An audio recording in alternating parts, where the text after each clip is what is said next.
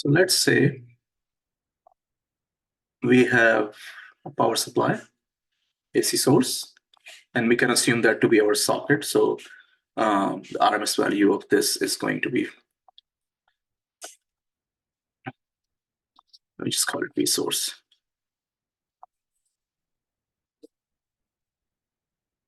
V source. Let's say it is 220 volt RMS, and frequency is 60 hertz. Now I can give you a problem where the RMS value is given and the frequency is given, or I can give you the time domain expression, VST. And in the time domain expression, of course, RMS value is not part of the time domain expression for the circuit. It's the peak value. So that's going to be square root of 2 times 220. And cosine 120 pi t. And if there's any phase, then of course phase will be included as well. Okay, let's assume that we have resistor, we have inductor, and let's say this is representing a motor. So let's say this is motor 1, and resistance of motor 1, let's assume it is, I don't know, 20 ohm. And the inductance of the motor is a cumulative inductance, field and armature and all those things. Inductor of the motor is, let's assume, 0.2 Henry. And we have another motor, motor number 2, with the resistance 15 ohms and inductance 0.3 Henry, whatever.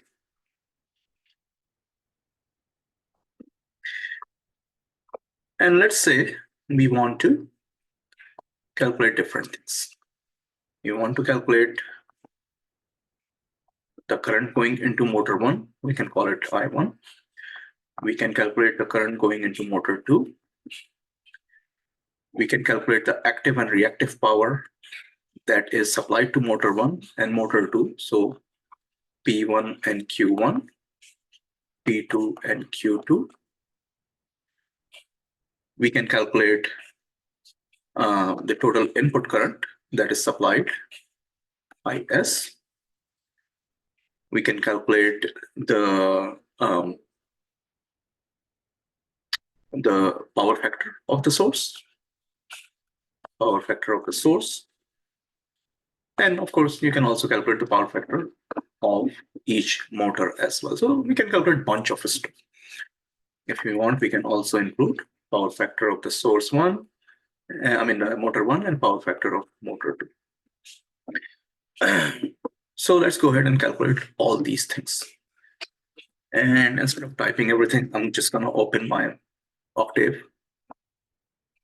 And I'm going to solve everything in Octave and show it to you. So you can also see how, if I'm doing this problem, how I'm going to approach this problem. Of course, I do the work in Octave, and then of course I transfer that work in the file when I post the solution or I solve everything. But right now I'm not going to do anything in there. I'm just going to do everything in Octave. So just follow me. First, I'm going to go ahead and enter all the values that we have. RMS value given for Vs. Frequency is given 60 hertz. And from the frequency, I'm just going to calculate the angular frequency, 2 times pi times f. And the reason I'm calculating the angular frequency, because we will have to calculate the reactance associated with let me go ahead and assign this resistance R1, L1, R2, and L2. So the reactance associated with L1 and L2, we will have to calculate that. And that's why I need to calculate the radian per second angular frequency. And then I have motor 1. So R1 is 20 ohm. L1 is 0.2 Henry. R2 is 15 and 0.3 Henry, 15 ohms, and L2 is 0.3 Henry. So these are all the values that I have that are provided to us. And I'm going to go ahead and calculate the reactance of XL1, which will be equal to omega times L1 times I. So 75, J75, and XL2, which will be omega times L2 times I, which will be 113.09. So these are the reactants of the two XL1 equals 75.4, 113.1. 75.4 Henry J, and XL2 is equal to J, 113.1. And the source, of course, in the phasor domain, we are going to represent the source as, usually in the phasor domain, it represents the peak value and the phase, like square root of 2 times 220 is the peak value, and then you represent the phase. So we can do that. Square root of 2 times 220 is the peak value, and phase is 0 degrees. We can do that. But remember, when we're calculating power and everything, then of course we use RMS value. We don't use the peak value. So just be careful when you have to use RMS value, when you have to use peak value. Current you can give in any form. Either RMS is good or peak is good, because it doesn't really matter. But of course, to calculate power, you must use the RMS value. But this will be your the phasor representation of this. If you want, you can give without the peak value phasor representation. Generally, it is not correct to write this like this, RMS, because the phasor representation come from the magnitude in the time domain and the phase in the time domain of your sinusoidal signal. And of course, magnitude in time domain, when you're writing the equation, is always given as a peak value. So it doesn't really matter, but make sure you use the correct value when you're calculating power, which is the RMS value. So we're going to go back. As I said, I'm just going to try to do everything here instead of going back and writing on that. So these are my XL1, XL2. We are going to calculate. So let's say I'm going to do Z1, which is the total impedance of motor 1, which is my R1 plus XL1, since they are in series. And my Z2, which is the total impedance of motor 2, is R2 plus XL2. So this is my total impedance of motor 2. To calculate the value of current for motor 1, simply apply Ohm's law. I1 is equal to Vs over Z1. So now this is the RMS value, because for Vs, I'm taking RMS value in Octave. So my RMS value of current going into the motor is this. Now, if you want to represent that in the phasor form, this is of course the rectangular form, but you want to represent the current voltages and current in phasor form, because if you want to convert that into time domain representation, you need the magnitude and you need the phase. So generally the representation should be in the phasor domain. So for I1, the magnitude is going to be magnitude of I1, I'm going to call it. And I'm going to use just the absolute function in MATLAB or Octave to calculate the magnitude of this complex number, which is square root of 0.7231 square plus 2.726 square. X square plus y square is square root of that, and absolute function calculates the magnitude. And if you don't want to use absolute function, of course, then you can simply do square root of x square plus y square. So the magnitude of current 1 is 2.8203 ampere. In the phase of current 1, phase of I1, and I'm going to use angle function to do that. And phase is calculated as tangent inverse of y over x. So if I'm calculating phase of this I1, it's going to be tangent inverse of negative 2.726 divided by 0.7231.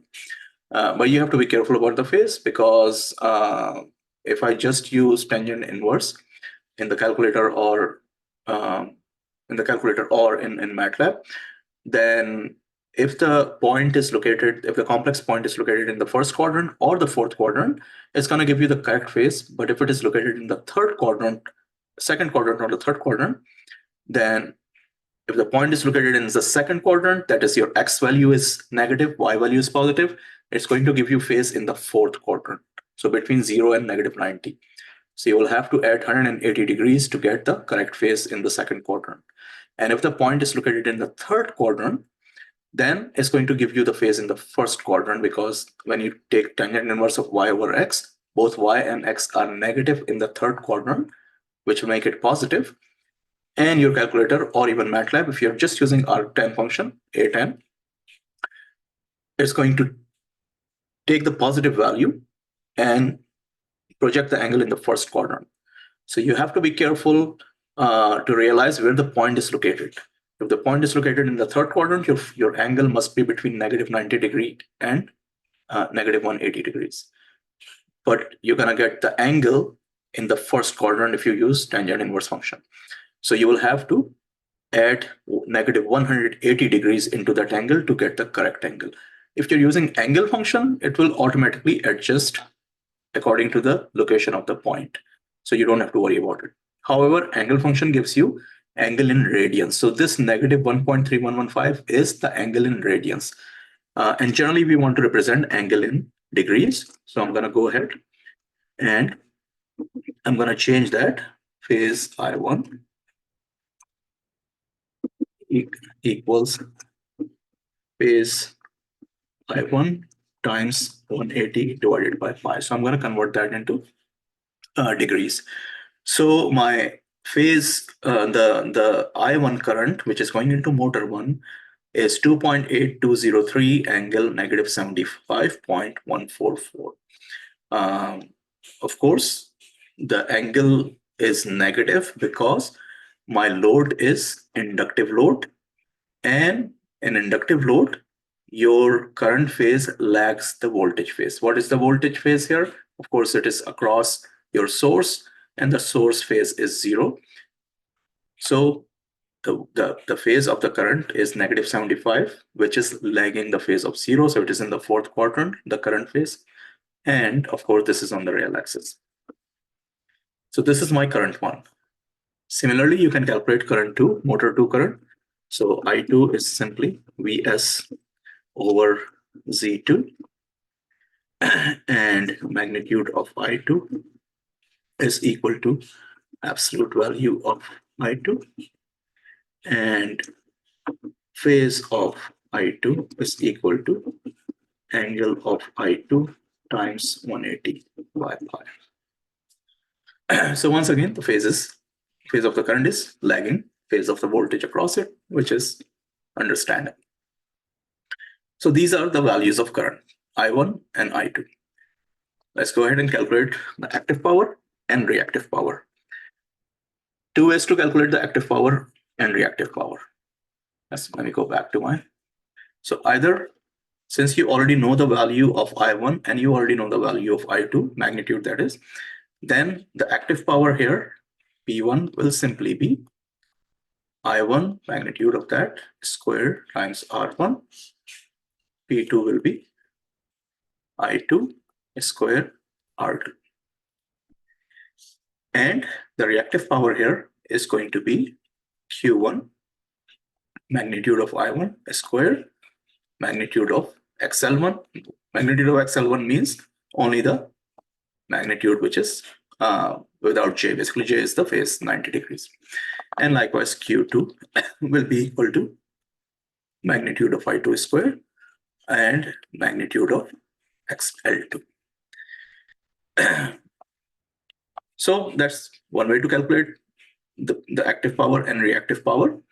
And the other way to calculate, of course, is just use P1 is equal to magnitude of Vs, magnitude of I1, cosine of angle of voltage minus angle of current I1, which is the standard equation. So Vs, of course, is 220 volt RMS value. These are all RMS values. I1 RMS value, we already calculated, whatever the value came out to be in our MATLAB. And likewise, zero phase for voltage, and we already calculated the current phase as well. So you can calculate the power like that as well, the active power. And similarly, you can calculate the reactive power. Page down a little bit. You can calculate the reactive power. Magnitude of Vs, magnitude of I1, sine of angle V minus angle I1. Third way to calculate is to calculate complex power. And the real part of the complex power is the power dissipated in the resistor. And the imaginary part of the complex power is the magnitude of the imaginary part of the complex power is the power dissipated in the inductor. That might be easier. But you'll have to use, of course, rectangular form of, especially in MATLAB. In your calculators, I think many of calculators can do polar form, rectangular form, whichever. So I can calculate the complex power S1, which will be Vs RMS value times the conjugate of I1. And this will give me P1 plus JQ1. So I can extract the real part, which is the P1 value, and I can extract the imaginary part, which is Q1 value. So three ways to calculate the same thing. Let's just go ahead and do the complex one, because it's just one line that will give you both values instead of doing everything separately. So my complex power of motor 1 is Vs times conjugate of I1. In MATLAB, of course, you use CONG for conjugate. And that gives me 159.08 plus 600I, almost 600I. So my P1 is the active power in motor 1 is 159.08, and my reactive power in motor 1 is 599.73. 159 watt, 599, almost 600. So I'm just writing without any decimal, but of course these are the exact values. So similarly, you can do S2, the active and reactive power in motor 2, which will be Vs times conjugate of I2. Conjugate on conc. And that is 55.7 and 420. So P2 is 55 watt, and that's not watt, sorry, this is volt ampere reactive. And Q2 is 420. And again, when you're writing it, make sure you do add the decimal points, at least one significant figure, if not two. You don't have to do like 10 of them, but at least one or two significant figures, and you can round them off as well. So 55 is what? 55.7, so you can round it up to 55.8, and this you can round up 420.6 or whatever you want. So these are my active power, reactive power. I'm just using the complex power to calculate that. Again, you have multiple options to calculate that. As I mentioned, I1 is I square R, I square X, or P1 and Q1, different formulas. But everything is going to give you the same results. You can use each one and see if you're getting the same result. And that's how you're also going to get some more practice. As far as power factor of motor 1 and motor 2 is concerned, so power factor is simply, power factor 1 is cosine D. I'm going to use D because I'm using angle in degrees. So cosine D of phase angle is 0, and the angle of I1 is, I assign PHA-I1 in degrees, which came out to be -75. So this is my power factor of motor 1. So I'm gonna write this down as 25.6 percent, and it's going to be lagging because the current is lagging the voltage. It's an inductive load. And similarly, power factor of 2, cosine d 0 degrees minus phase of I2, 13.15% lagging.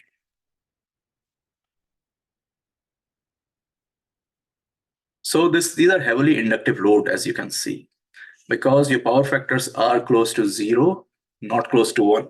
If the power factor is close to 1, then your resistance is higher. Remember, if it's purely resistive load, then your power factor is 1. If it's purely reactive load, the power factor is 0. But if the power factor is close to towards 0, then the the reactance part of the load is more than the resistive part of the load. And if it is close to 1, then the resistive part of the load is more than the reactive part of the load. So in this case, the reactive part of the load is more than the resistive part of the load. And you can see that from two things. So you can see that the power associated with the resistive part is much higher than the one associated with the resistive part in both loads in both motors, and as well as power factor is close to 0 instead of close to 1.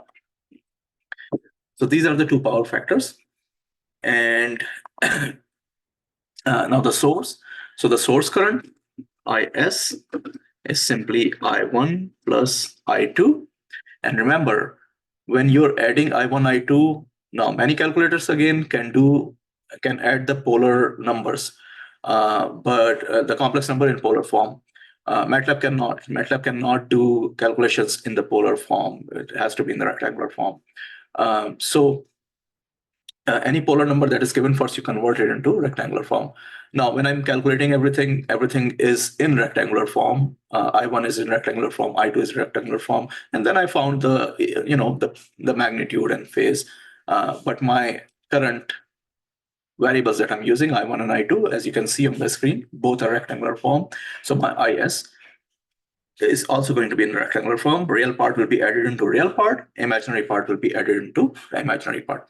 A common mistake is that students, I think I mentioned it during the lecture as well, that students basically add, let me go back and go to MATLAB.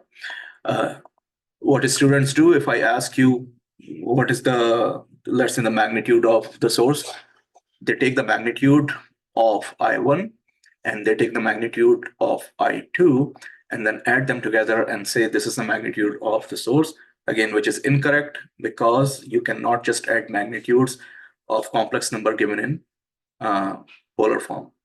You have to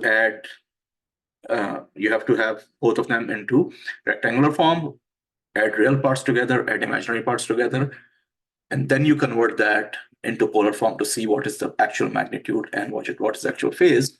So the magnitude of IS is absolute value of IS, which is 4.739, which you can see is not equal to 2.82 plus 1.92. And you have, let's see, angle. And the phase of the source is simply angle of IS times 180 by pi. So your phase is negative 78.108.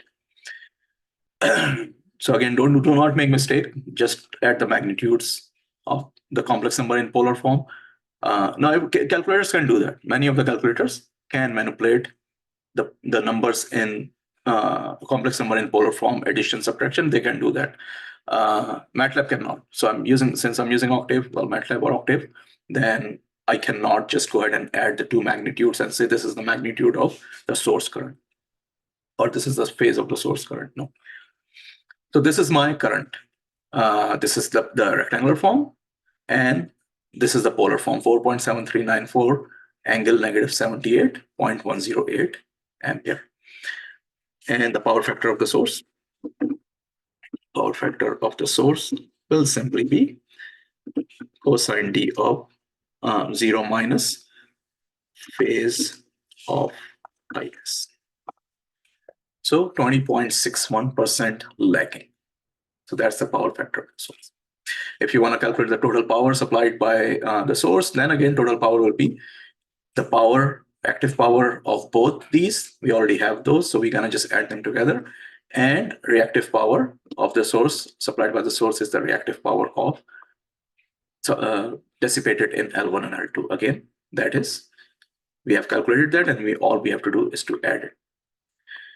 Now, a common scenario is we discussed capacitor banks, that we add capacitor banks in order to improve the power factor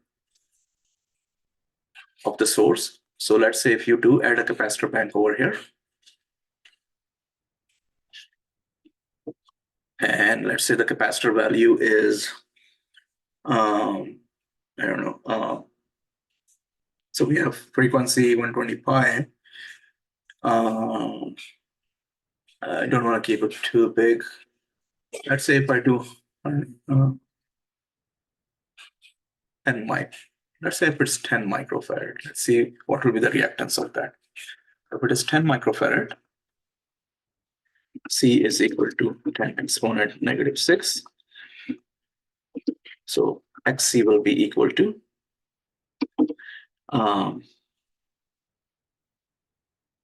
1 divided by omega times C times I.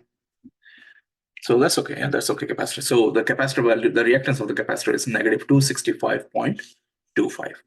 XC is negative J 265.2 ohms. So if we do have a capacitor, and the capacitor we are using so that it can supply some reactive power back into the line, supply to the motors, and if it is left over, then it's going to go back into the line. What that is going to do is going to reduce the responsibility of the source to supply the reactive power. Hence, the amount of the current that it is supplying to the two motors, that amount of current is going to go down, and the power factor is going to improve. The source power factor is going to improve, and it's going to go closer to 1 basically. Now, motor 1 and motor 2, nothing is going to change because they are connected again across the source. So everything is going to be the same. This motor will still consume this much power at this power factor. This motor is going to consume this much power at this power factor. However, we're going to calculate the reactive power supplied by, or consumed in C. Then we're going to show it as a negative power. QC going inside is negative, means that actually the QC is coming out. And then we are going to calculate the total power to see now how much power is supplied by the source, and then we'll calculate the total current and power factors to see if there is any effect on the source current or not. So let's go ahead and do that. Let's go ahead and first calculate the power associated with the capacitor. And we can easily do that since the capacitor is connected across the source. So we can use Vs square divided by the magnitude of the reactance of the capacitor, V square over R, or in this case, V square over XC. And remember, it's a capacitor reactive power, so I'm going to add a negative sign here. If I'm using the actual reactive power formula, which is, where is it? VRMS, IRMS sign, then I don't have to add the negative sign myself because sine of negative 90 is going to be negative 1. The phase of the current is going to be positive 90, and this negative sign is going to make it negative 90 because the current in the capacitor is going to lead the voltage by 90 degrees. So this difference is going to be negative 90. Current will be leading, which will make this negative sign added with that phase of 90 degrees to be negative 90. So if I'm using this formula, I don't have to add that negative sign. But if I'm just using this formula, let's say, or I square XC, then I have to go and add a negative sign to represent that this is the power associated with the capacitor. So the capacitor power going into the capacitor is negative 182.46. Coming out of the capacitor is 182.46 a volt ampere reactive. So the total power supplied by the source, let's say total active power supplied by the source is P1 plus P2. Oh, I did not separate the power over here. Let's say P1 is equal to real part of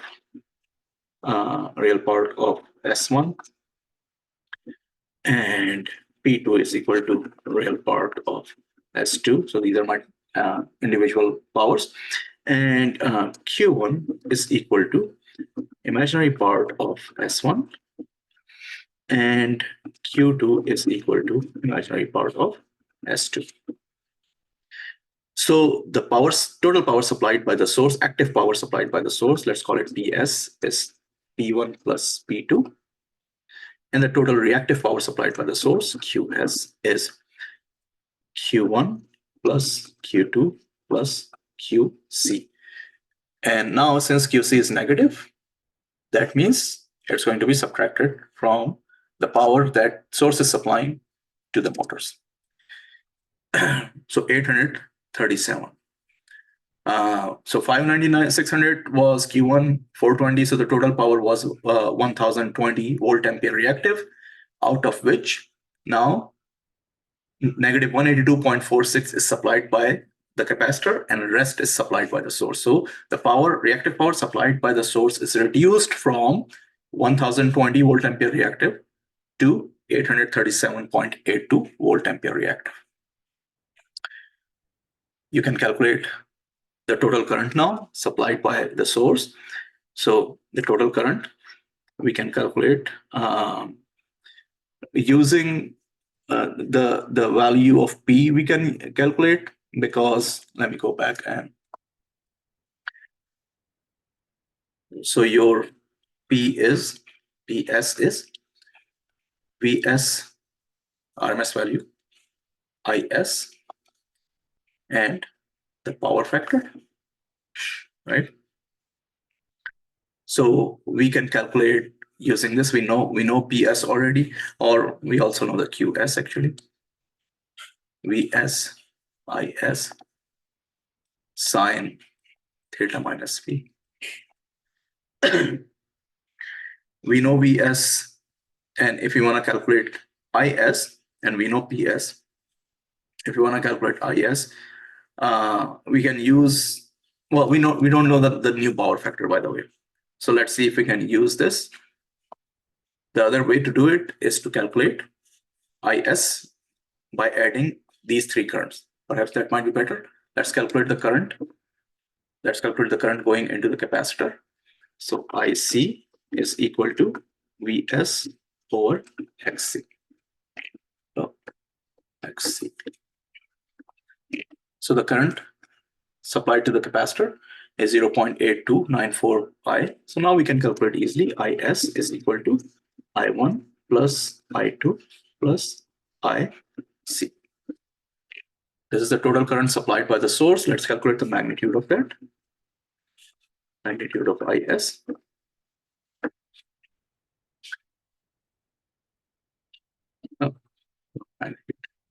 Magnitude of Is is equal to absolute value of Is. So 3.9315, and phase of Is is equal to angle of Is times 180 by. Okay, so the new magnitude of Is, the new current value supplied by the source, is 3.9315 ampere. Let's go and compare it with before we put the capacitors. So before, the magnitude was 4.7394. So the source was supplying higher current before. Now it has dropped down to 3.93 ampere. And again, the reason is because some of that reactive power that source was supplying to the motors, now some of that power is supplied by the capacitor to the motors, and the rest of the power, reactive power, is supplied by the source. So the total current requirement from the source to the system has gone down. Let's calculate the power factor of the source. The new power factor of the source is cosine D of this current phase, so negative of phase of Is. 24.84%. And again, it is lagging because your load is still total load is still inductive. And why I'm saying that? Because the phase of the current is still lagging phase of the voltage, and the total Q, the reactive power, is still positive. So your total load is still inductive load. So the power factor is coming out to be 24.84%, lagging. Before, the power factor was 20.61 lagging. So power factor has improved slightly, going towards 1. Not a lot, because again, the capacitor is not providing big chunk of reactive power that is required for motors. Perhaps if you increase the size of the capacitor, then it's going to start supplying a lot more power. And it's possible that if you put a bigger capacitor, then it will provide more reactive power than both the motors that is required by both the motors. And so it's gonna be sufficient to supply power to the motors, as well as the rest of the power is going to go back to the source. And you can calculate actually the value of capacitor that will supply exactly the same amount of power as required by the motors. In that case, your source power factor is going to become 1, because all the reactive power that are required by the motors will be supplied by the capacitor, and the source will only be liable to supply the active power to the motors to produce heat in the motor or whatever. So the power factor of the source then is going to become 1, because the source is only supplying power to the active part of the motor. So that is also possible. Actually, that can be a good question, as what value of capacitor is going to be used in order to supply the reactive power to both motors. So that can be a good question, and you can calculate that value, because you know what is power required by the reactive power required by both motors, and the same power will be QC. And from that, since you know the voltage across the capacitor, so you know 2 quantities, and you can calculate the value of the capacitor from that. So that can be a good question actually, and to practice for that. Then these things, practice for these things. So yeah, I hope this would have helped, and I'm going to post this, of course, and go over this, do all the problems, because again, there are a lot of people make a lot of mistakes in the AC part of the course, starting from the power, this chapter. So I want everyone to understand it properly. You saw that solving everything is not difficult. It's very easy. I usually just use MATLAB or Octave to solve everything, and then of course I copy and paste in my Word file if I post solution and for you guys. But you can do everything, and all you have to do is to define variables, and then just keep using variables instead of using numbers. Use of number is just, it wastes time, and then you can make more errors. So once you assign the values of variables, recheck them just to make sure every variable has been assigned properly. And then you don't have to worry about the numbers at all, because all you're using are the variables. And if you use incorrect variable, like I used somewhere, then it's going to give you error that this variable does not really exist. Then you go back and see why it doesn't exist, because I did not use the correct name for that variable. So my advice, I did not teach you guys circuit analysis, but when I taught circuit analysis, whenever I've taught circuit analysis, from that course, I start teaching students as stop using numbers and start using variables. There was a reason that you guys learned algebra, and algebra is great. So always use variables. Just assign the values to variable, correct values, recheck them that they are all correct. Don't worry about numbers then anymore, whether the numbers are the complex or real. All you have to do is just to keep using variables, and even magnitude and stuff, you just use the functions to get the magnitude, to get the phase, and everything is going to be correct, basically, as long as your variable values are correct. So again, I hope this would have helped, and I will see you guys on Tuesday.